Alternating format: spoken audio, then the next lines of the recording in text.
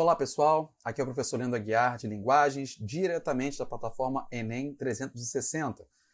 Antes de prosseguirmos com essa aula, peço encarecidamente que você se inscreva no canal e ative o sino com as notificações, para que dessa forma você não perca nenhum conteúdo disponibilizado por nós. Ok, pessoal? E acima de tudo, é importante lembrar, todo o conteúdo é 100% gratuito. Então, compartilhe com seus amigos, pare, volte, assista quantas vezes você quiser. Ok? Estamos aqui para ajudar você a conseguir o sonho de entrar na universidade. Vamos ao conteúdo de hoje? Hoje eu quero falar de gêneros literários e também de literatura contemporânea. Então eu quero falar de dois assuntos num só.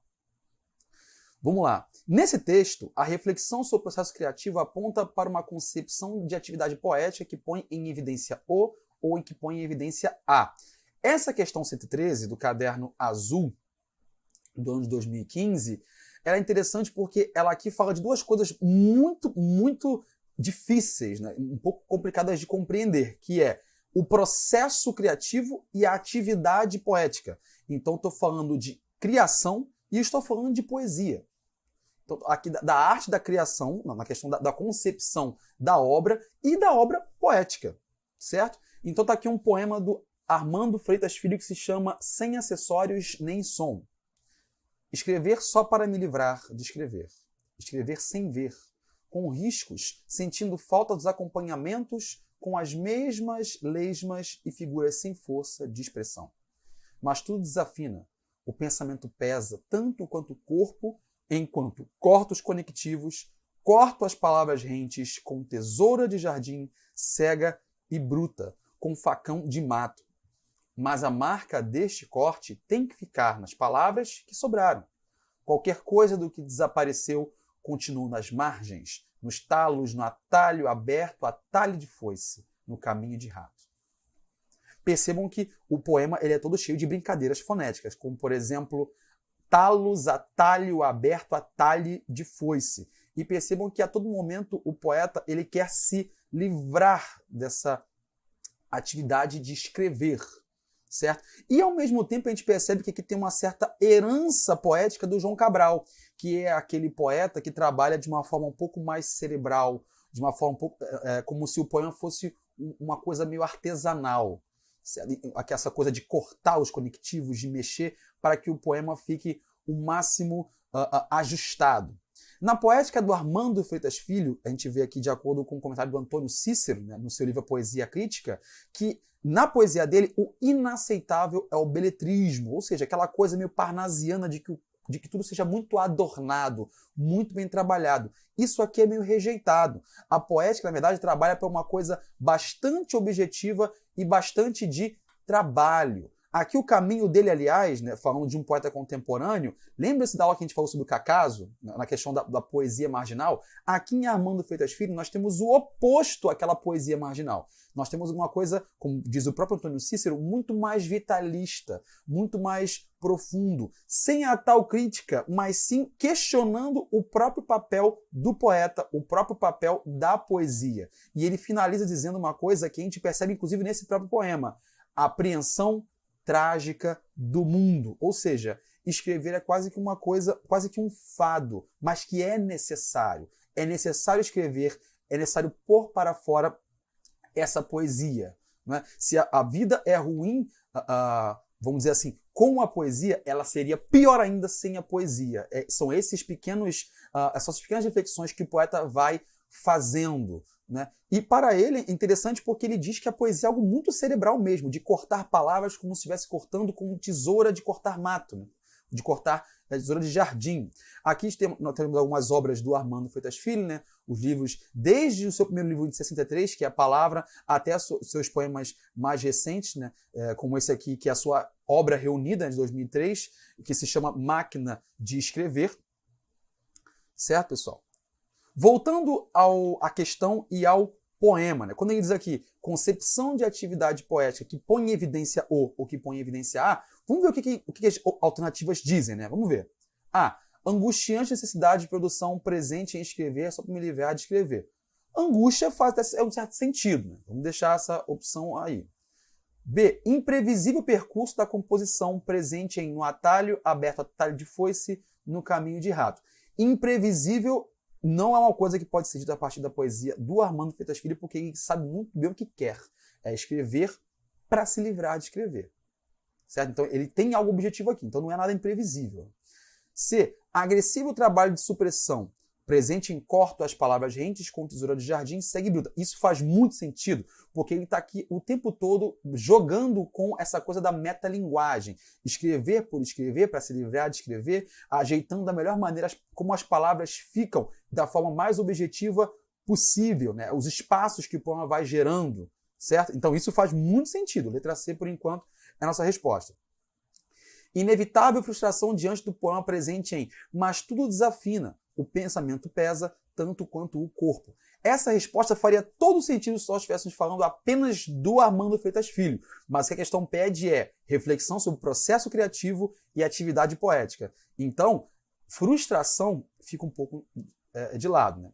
Conflituosa relação com a inspiração, presente em sentindo falta de acompanhamentos e figuras sem força de expressão. Mesmo caso da letra D. Se estivéssemos falando apenas da poesia dele, faria todo sentido, mas a questão aqui está pedindo processo criativo e atividade poética. É algo que está quase que intrinsecamente falando da forma, do formato, da necessidade do poema. Então nossa resposta não pode ser outra senão a letra C. Agressivo trabalho de supressão, presente em Corto as palavras rentes com tesoura de jardim, segue bruta. Muito semelhante, aliás, com a poesia de João Cabral de Melo Neto. Ok, pessoal? Aula de hoje eu quero falar sobre gêneros textuais, tocando novamente no tópico hibridismo, só que dessa vez eu quero falar sobre um outro ponto de vista. Dessa vez falando sobre a questão 111 da prova azul do ano de 2015. Vale lembrar que esse tópico foi mencionado 39 vezes, o que dá um total de 17%. Vamos à questão. Uma característica do gênero diário que aparece na letra da canção de Chico Buarque é o ou é a? Bom, a questão já pede o quê? Característica do gênero diário que aparece na letra da canção. Novamente, nós temos dois gêneros aqui se entrecruzando, o diário e a canção. Você já viu em aulas anteriores sobre a canção, as características que eu falei aqui, o que torna um texto, o que caracteriza como um texto o gênero canção. Dessa vez quero falar da canção em relação ao diário. Né? O que nós temos do gênero diário? Primeiro, ele é de ordem pessoal. O que isso quer dizer? Quer dizer que ele é escrito de pessoa para pessoa, ou melhor, para si mesmo, uma coisa muito restrita, não é uma coisa para ser aberta. É claro que nós temos algumas exceções. Você deve lembrar, por exemplo, do Diário de Anne Frank, né, que é uma obra literária até hoje de muito prestígio, mas aquele diário ele foi editado, né, ele foi formatado tardiamente, né, póstumamente, para se tornar uma obra literária. Ele não foi escrito pensando nisso. Isso é importante salientar. Segunda coisa, o gênero diário ele é para registrar os acontecimentos do dia a dia, né? Da vida cotidiana. Então é normal que marcações temporais aconteçam, né?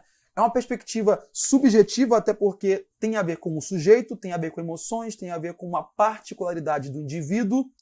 Também não é concebido para a circulação. Lembra aí do caso do próprio diário de Anne Frank, né? Não foi pensado nisso, mas postumamente foi se tornando isso, certo? Então, o seu diário, aquilo que você faz no dia a dia, ele não é pensado para ser publicado.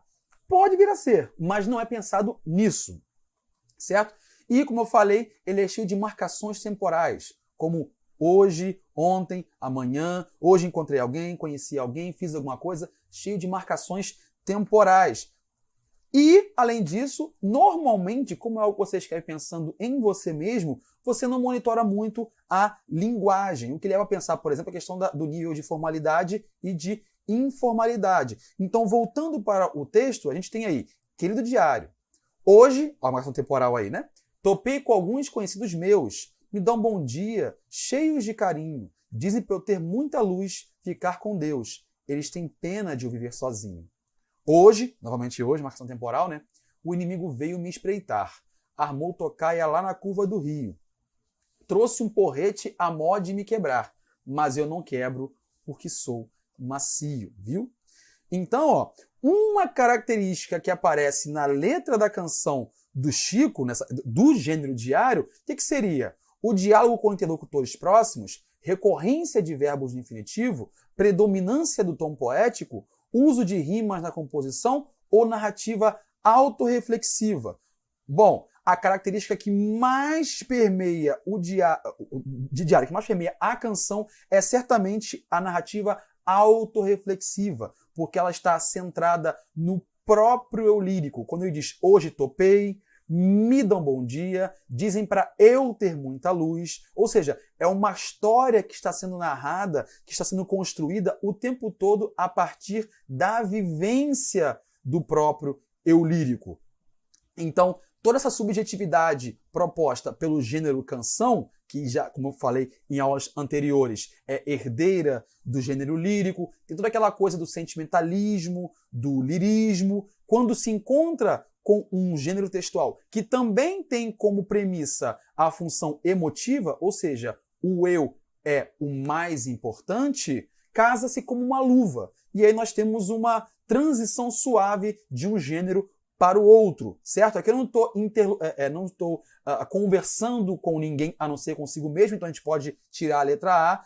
A recorrência de verbos no infinitivo não são suficientes para dizer que isso é um texto de diário, até porque essa recorrência de verbos no infinitivo não caracteriza propriamente um diário. A predominância do tom poético está muito mais aliada à canção e o uso de rimas também. Então, por eliminação e também porque abarca melhor a questão, a narrativa autorreflexiva é a nossa resposta. Correto, pessoal? Então é importante sempre analisarmos, quando nós temos mais de um gênero, tentar lembrar com muita clareza quais são as características e as peculiaridades de cada um deles. Perfeito?